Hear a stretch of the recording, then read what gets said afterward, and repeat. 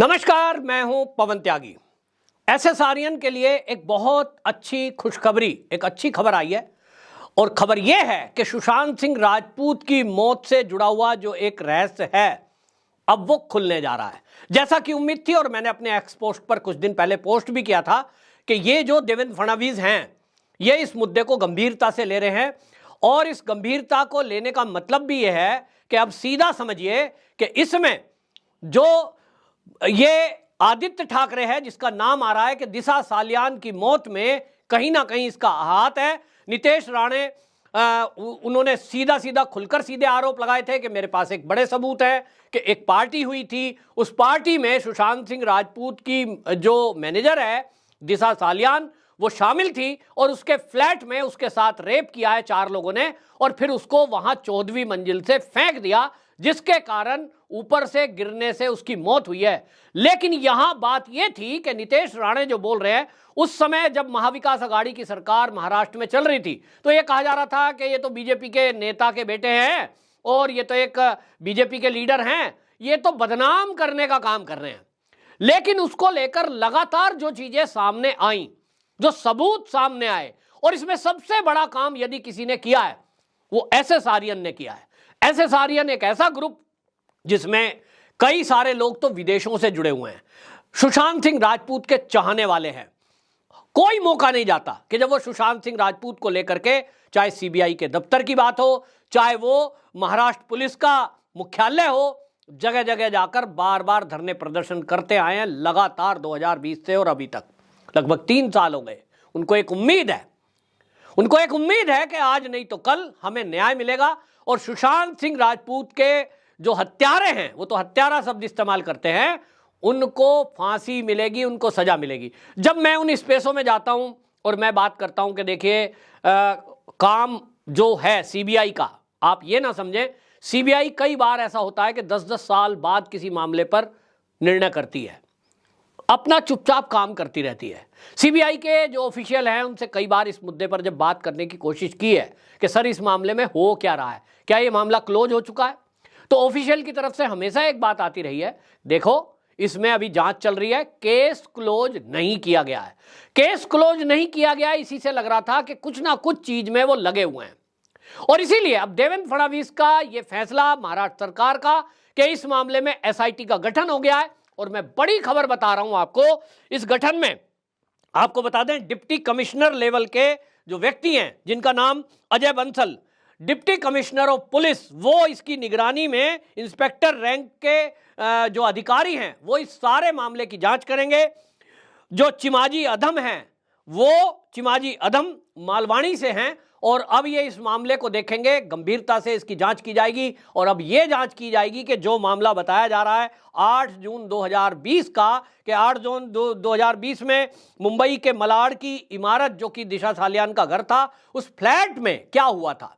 पड़ोसियों की माने तो वो कह रहे थे कि तेज तेज म्यूजिक बज रहा था जिसमें कुछ सुनाई नहीं दे रहा था कि हो क्या रहा है। लेकिन आपको बताएं कि दिशा सालियान जो 14वीं मंजिल से जिसकी गिरकर मौत हुई, जिस पर दावा यह है कि उसको वहां से फेंका गया, क्योंकि जो दूरी है ऊपर से गिरने की वो उतनी दूरी है कि व्यक्ति अगर खुद से कूदेगा तो उतना दूर नहीं जा सकता, झुलाने के बाद फेंका गया तो दूर जाकर गिरेगा। कुछ एक्सपर्ट की अपनी राय थी कि भाई इसमें जो है वो खुद से नहीं कूदी है, जो दूरी बताई जा रही है खिड़की से गिरने की और जमीन पर जहां गिरी है वहां वो दूरी इतनी है कि ऐसा एक्सपर्ट ने बताया कि वो फेंका गया है, कम से कम 4 आदमियों ने मिलकर उसको फेंका है और उसके साथ रेप हुआ है।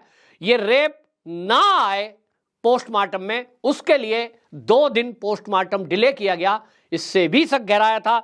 दूसरा एक बड़ा गवाह आपको बता दूं, जो दिशा सालियान का मृत शरीर ले जाने वाला एम्बुलेंस का ड्राइवर था, उस ड्राइवर का नाम है पंकज सैदन।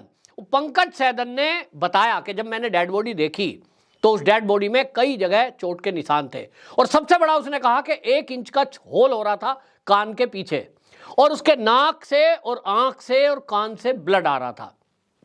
ये जो ड्राइवर का बयान है ये अपने आप में बहुत महत्वपूर्ण है, लेकिन मुंबई पुलिस ने जिस तरह से इस पर लिपापोती की, उन्होंने कह दिया साहब आत्महत्या है, पोस्टमार्टम की रिपोर्ट में रेप की पुष्टि नहीं हुई है, लिहाजा केस क्लोज।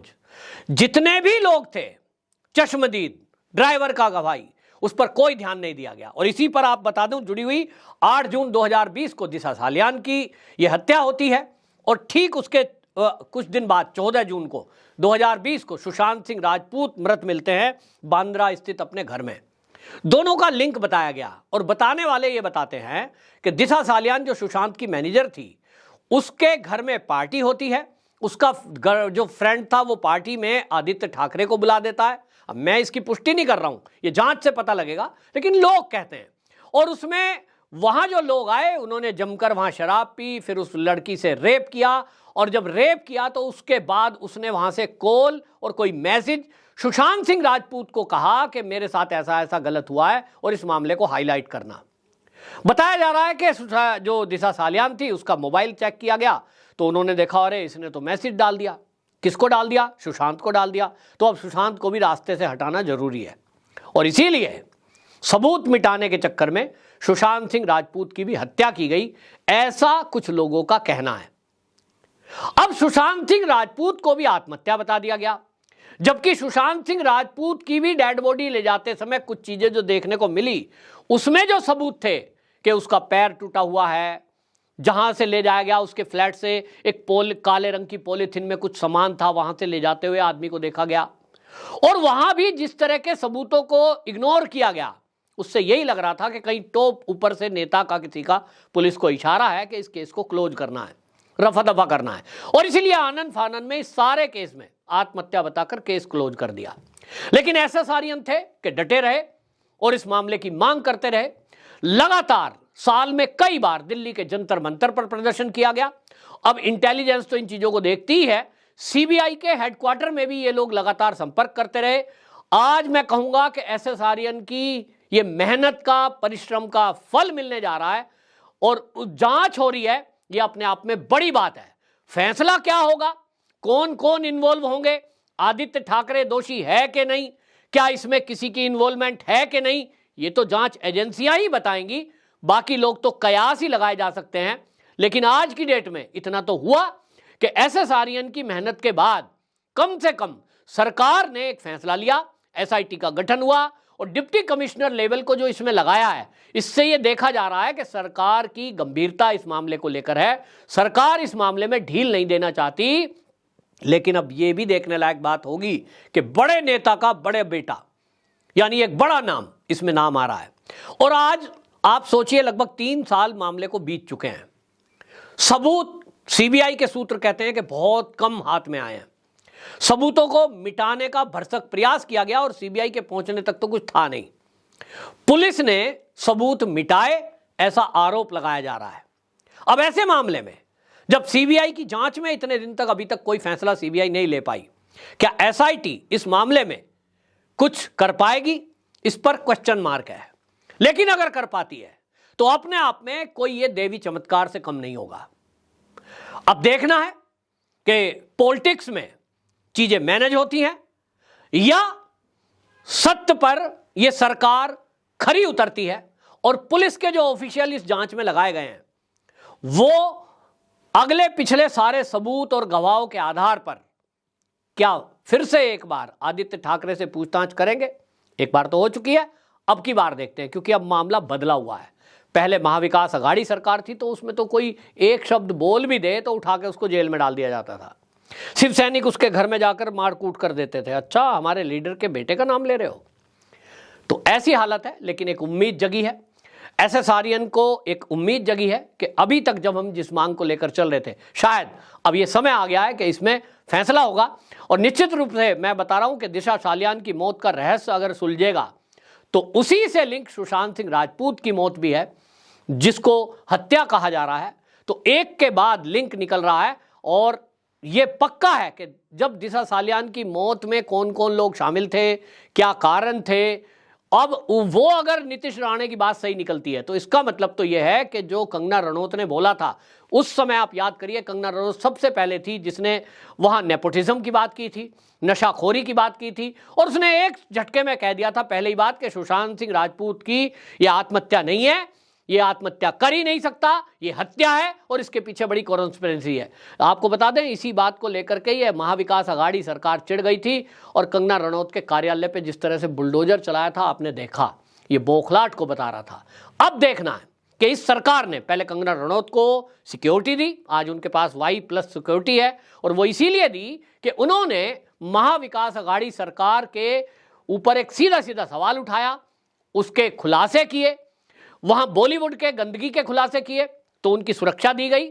आज अब जब हालात बदले हुए हैं और 2024 का चुनाव सर पर है, यहां मैं अंत में एक और बात कहना चाहता हूं। इस वीडियो को जितने भी एसएस आर्यन देख रहे हैं, मैं कभी कभी एक्स पर, यानी जो पहले ट्विटर होता था, कभी कभी उनके स्पेस में जाता हूं, तो मेरे से वो कहते हैं, त्यागी सर इतना दिन हो गया, कब होगा, कब फैसला आएगा। मैं उनको हमेशा कहता था, देखो सरकार बदली है, लेकिन राजनीति भी इसमें है, और राजनीतिक लाभ हर पार्टी लेना चाहती है, तो बीजेपी भी लेना चाहेगी। पहले से ही इस मामले में हवा दे करके कोई ऐसा वैसा कदम भारतीय जनता पार्टी उठाएगी तो कांग्रेस उसके साथ हो जाएगी, शिव सैनिक हल्ला करेंगे, उसके लिए पहले माहौल बनना चाहिए। और इसीलिए अब आप देखिए, मैं हमेशा कहता था 2024 का चुनाव आने दीजिए, उसके बाद आप देखेंगे, क्योंकि चुनाव के पहले अगर आदित्य ठाकरे जेल में गया, अभी तो इफ है कि यदि वो दोषी है, मान लो यदि वो दोषी निकला, तो अगर उसको पहले से जेल में डाल देते हैं तो उस पर सहानुभूति की वोट बटोरी जाएंगी। लेकिन अब यह भी देखना होगा कि अगर चुनाव हो जाते हैं 24 के और उसके बाद इन लोगों का फैसला होता है, तो भी एसएस आर्यन का कहना तो यही है कि हमें तो न्याय चाहिए, ज्यादा देरी भी ना हो।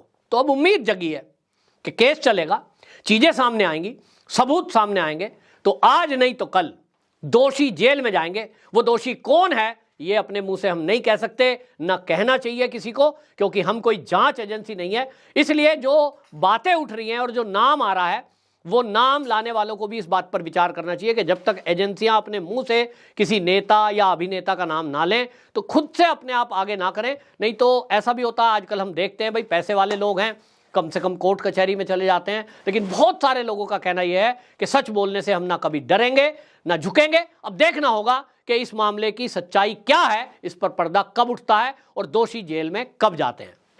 वंदे मातरम।